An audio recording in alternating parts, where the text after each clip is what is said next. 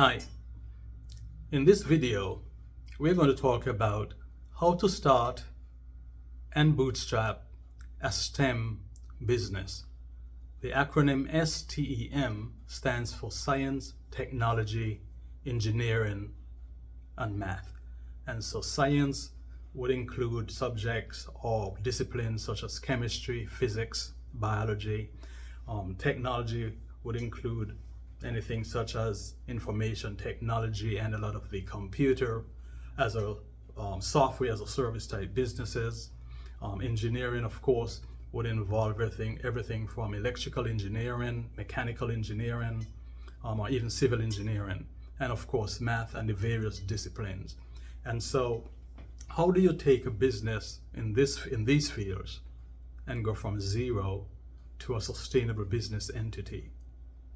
Several years ago, I was at an innovation center in Nashville and I met with two guys, and they were also in the STEM fields. They had some thriving business at that time. And in speaking with one of them, I asked, how did you guys get started? And he said, well, my business partner and I, after working for a few years, we both saved around $200,000. And then we pooled our resources and bootstrapped our business with starting capital of about $400,000. Needless to say, I was a bit shocked because I realized then that what was bootstrapped for him and bootstrap for me, it meant totally different things. You see, for me, bootstrapping meant starting at $10,000 in credit cards, whereas for him, bootstrapping meant starting at a combined of $400,000. And so I realized then and there that our concept of what it was to bootstrap a business meant totally different things. And so how do you then take a business from whatever your starting point is to a sustainable business? And so just as I have said that bootstrapping for me meant $10,000, you may be listening and saying, whoa, well, for me, it's only $5,000. And for some of you, it may just be a couple $100.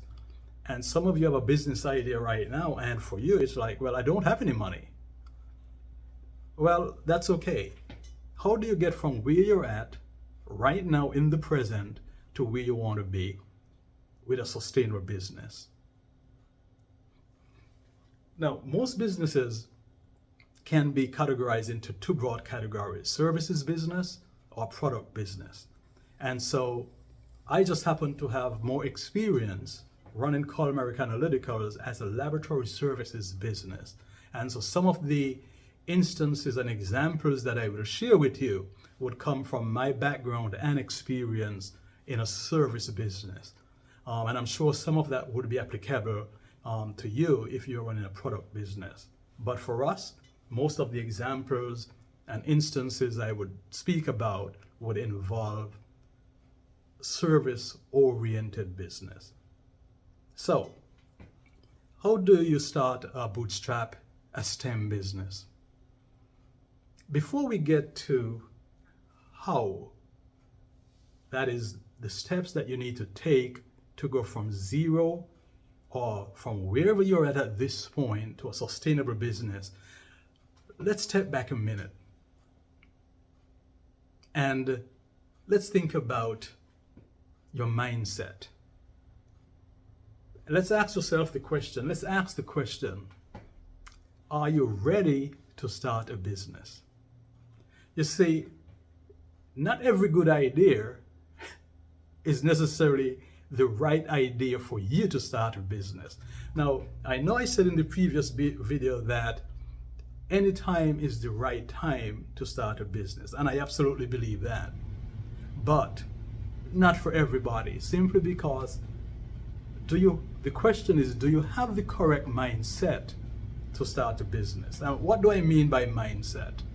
Mindset for me is, do I have the mental discipline to go out and do what it takes to start a business?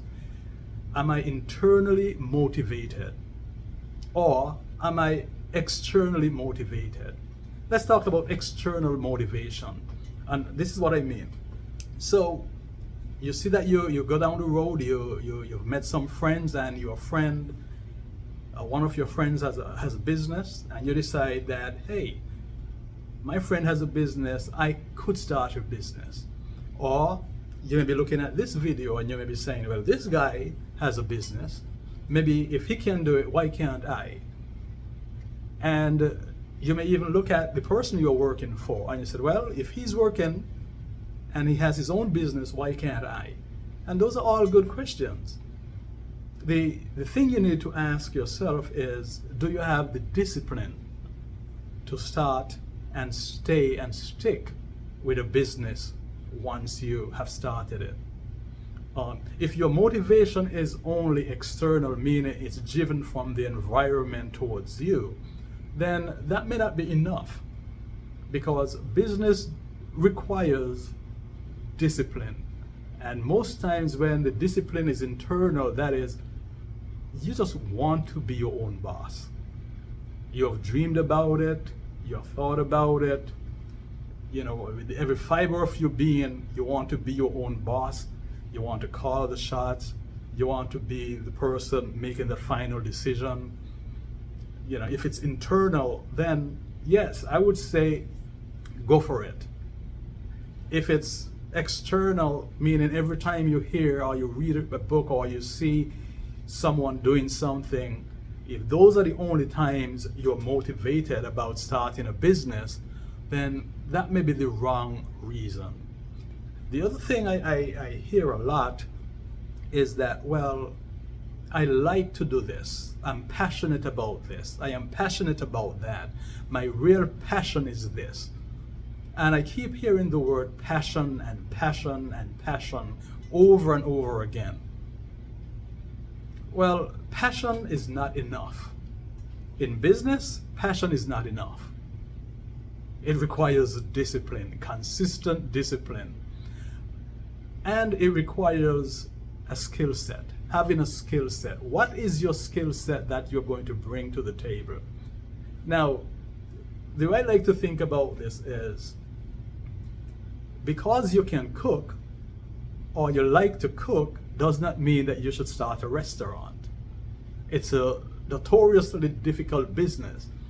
And so if you say that I'm passionate about cooking, that's not enough reason in and of itself to say, well, I want to get into the restaurant business. Because there is the business side of a restaurant that does not involve cooking. And so it has to be some other reason. You have to have something else. What is it going to drive you on the days when you don't feel like cooking? What's going to drive you when you have to deal with the unruly customer? All right, so that's what I'm talking about. What's the discipline? What's driving you internally that says, I want to do this? And so once you get to that point where you know that you want to do it, and you think that I have, or you have, the intestinal fortitude to do it, and you think that you have the discipline to do it day in and day out, then and only then I would say, hey, maybe you need to consider it, maybe you really need to go for it. And in that case, I would say go for it, put all your chips on the table, and go and start a business. If you're starting at zero, if you're starting at $1,000, if you're starting at $10,000, if you're starting at $400,000 like my friends at several years ago, all the more power to you. Go for it. Start your business. How do you do it? Now, this video may take at least another video to complete, but at least the first thing that I did, and as I said to you before, I can only draw upon my own examples and my own experiences in telling you how to bootstrap a STEM business. Before I get into the how, let's talk a little bit about bootstrapping itself. What exactly does that mean? Because bootstrapping means, for me, is taking very little resources and figuring out a way to move forward. All right, taking very little resources and figuring out a way to move forward. That for me is what bootstrapping means. In our case, we did not have business partners. As a matter of fact, I can tell you that I actually went out and tried to get some business partners and it didn't work. Okay, and so that did not discourage me. So what was the first thing I did in starting our business? Well, the very first thing I did was I wrote a business plan, and I'm sure you have heard this time and time and time again. Write a business plan. For me, it was absolutely necessary. Maybe for you, it's not. If you come to me and you're asking for advice, I would absolutely tell you to sit down and write a business plan. It doesn't matter how long it is or how short it is, but you should write a business plan. And the reason for that, at least in my case, was that it allows you to get clarity. It allows you to look at the big picture, but also the details. It forces you to think about the business that you're going in. It forces you to think about your skill set. Again, notice I didn't say your passion. It forces you to think about your skill set. What are you going to bring to the table? And there are a lot of books written, and you can look online that tells you how to format and how to write a proper business plan. So this is not what this video is about.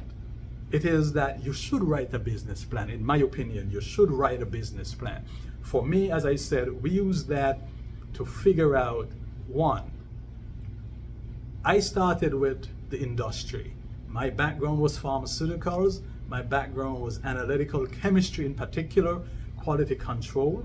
And so that's where I started, is what is the skill set that I bring to starting this business? And so notice, I took the skill set of a background in chemistry, a background in quality control, a background in analytical chemistry in particular.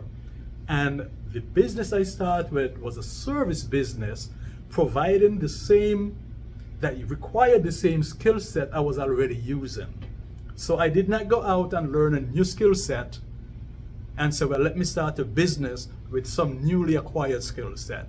I already had several years of experience with this particular skill set of quality control testing in a pharmaceutical and dietary supplements and cosmetic and environmental labs. So I knew what I could bring to the table. The question was, well, would anyone want my services? And so now I had to go and figure out, and I had to research, well, who would I be selling to? That's number one. What industries should I sell to? As I said, I had some experience in both environmental, or not both, but in environmental labs, in pharmaceutical labs, in dietary supplement labs, and cosmetic labs. So I kind of spanned at least 4 different industries. And so in writing and crafting my business plan, the question was, who should I sell to? And so my idea was, I'm going to sell my services, I'm going to market my services to the pharmaceutical industry.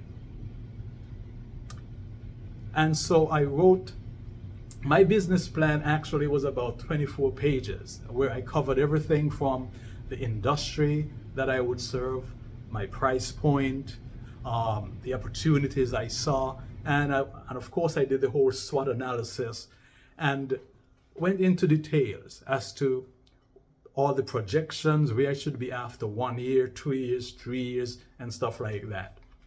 Now, my business plan involved and required that I get external funding. So originally it was not about bootstrapping. It was about, hey, let me write this plan and take it to some investors and let them see my passion and let them see that not only am I passionate, but I actually can do this thing because I have several years of experience.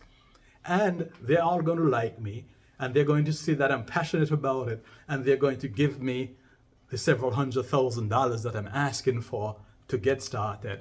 And they're going to be my minority investors, and I'm going to be the majority owner. None of that worked. None of that worked.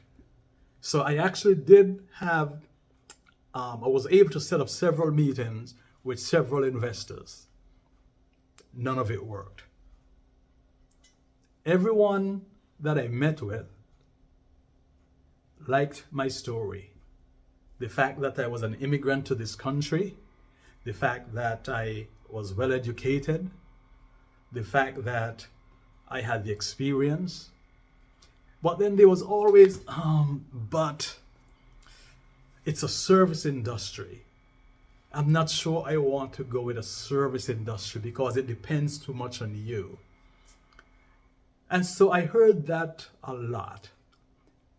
Now, so even though we had that plan and we pitched it to investors and we didn't get any bite, no one took us up on it. The good thing is that didn't stop us. So we still went ahead, we sat down and we said, hey, let's do this still. And so my wife and I took the $10,000 in credit card and we determined, again, based on our business plan, where would we start? So we took $10,000 and we bought what is called a high pressure liquid chromatography instrument. Simply because I knew from experience that a lot of the work we were going to do, if we got customers, would require that major piece of equipment. And so we took portions of the business plan and we said, hey, we're going to start at this point. But instead of this machine costing $50,000 or $60,000 as we initially thought, because we were going to buy a brand new piece of machine, because of course we had the investors and we're going to start with a brand new piece of machine in the perfect building with perfect lab benches, perfect chemical fume hoods, everything would be perfect. And of course, none of that happened. So we had to go back to square one and said, okay, what do we do now? Since we cannot get any investors, what is our next step? Our next step, as I said, we bought that piece of equipment and I had it sitting in my garage for at least 6 months. While I still had my job, while I was figuring out where do we go from here. See, because all of a sudden, my plan had blown up in my face. None of the investors I pitched wanted to do business with me. And trust me, it was not a good feeling. It was not a good feeling. And so that was the first rejection that, hey, maybe your business plan is not as good as you think it is. Maybe I need to go a different route. And so we bought equipment and I had it sitting there in my garage for about 6 months. I still had a job. And so we were trying to figure out, how do I make the transition from working for someone to working for myself? Now, bear in mind that at this point, we had 2 kids at home, still in elementary school. And we're trying to figure out, how do I go from a steady salary? At that time, I was a laboratory manager. We were making a decent salary. And I kept questioning, do I really want to give this up to pursue this? Bear in mind that I did not have the investors I envisioned. And so the question was, do I really want to do this? And that's what I meant when I said, are you externally motivated or is the motivation internal? Because no matter where you start, you're always going to be tested. And so that for me was that point of, okay, I've spent $10,000. I've got a major piece of equipment. As a matter of fact, I bought the equipment and I did not know how to use this model because it was so old. Not because it was brand new and it was so modern. It was so old that I did not recognize parts of the equipment that I bought. I was still trying to figure out, how does this actually work? It looked nothing like the brand new HPLCs that I was accustomed to. And so here was the question, do I even want to do this? Now I've got to go and figure this out. And so that was one of our first tests in bootstrapping, that the plan that you wrote, the projections that you had has just gone up in smoke. What do you do? In the next video, we're going to continue the series, how to start and bootstrap a STEM business. See you next time.